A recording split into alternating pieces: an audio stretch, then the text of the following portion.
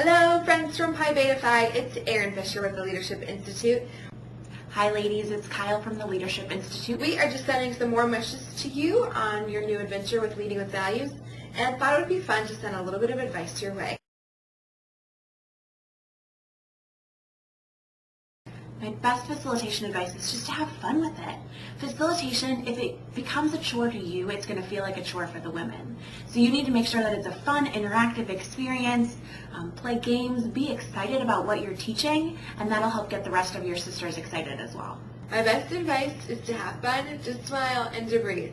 Remember, this is not brain surgery. This is about you having a really cool opportunity to be in charge of a dialogue, a discussion of a hot topic that's important to you and to your chapter. It has happened to all of us facilitators, I guarantee it. If you freeze, take a deep breath. I really like to use humor to diffuse the situation. Make a joke, ask if anyone else in the audience knows where you were going with your topic, and then check your notes and try to get back on track as quickly as you can. Great question. If nobody says anything, go back to the things that we learned when we were in St. Louis.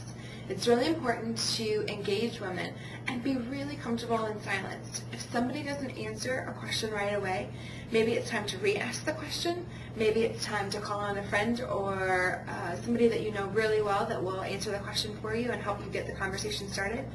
If you're not getting a lot of response from your sisters, give them some time. Sometimes people just have to process through a question, or it's a deeper question. Give them a little bit of time, and then you know your sisters well enough to know who you can push and how hard you can push. So call some people out, ask specific people questions, or ask them to get in small groups and do some pair share to answer those questions for you. If you get off topic during your session, it's a really great idea to use your parking lot. And this is that tool we talked about when we were in St. Louis.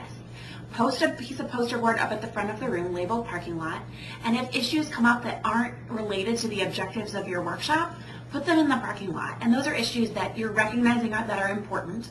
And you're saying you want to come back to those issues at a later time. So if there's time at the end of the session and you've completed all of your learning objectives, you can go back to those parking lot issues. Or maybe it's something you can address one-on-one, or it's something that can be a topic for a later workshop.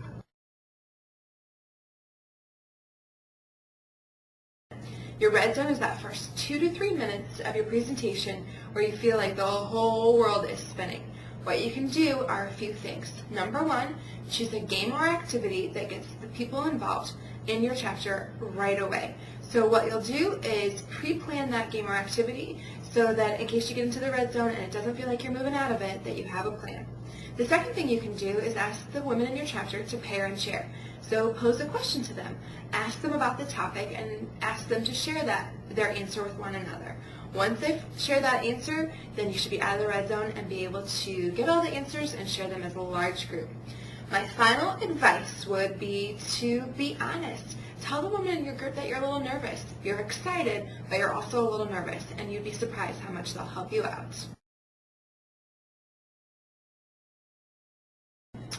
My only other advice to you is to have fun. We wish you all the best on this new journey with Leading with Values. Just have fun. Go out there. I know you all are going to do an amazing, amazing job facilitating, and I'm really excited for all the great work you're going to do with the Leading with Values programming.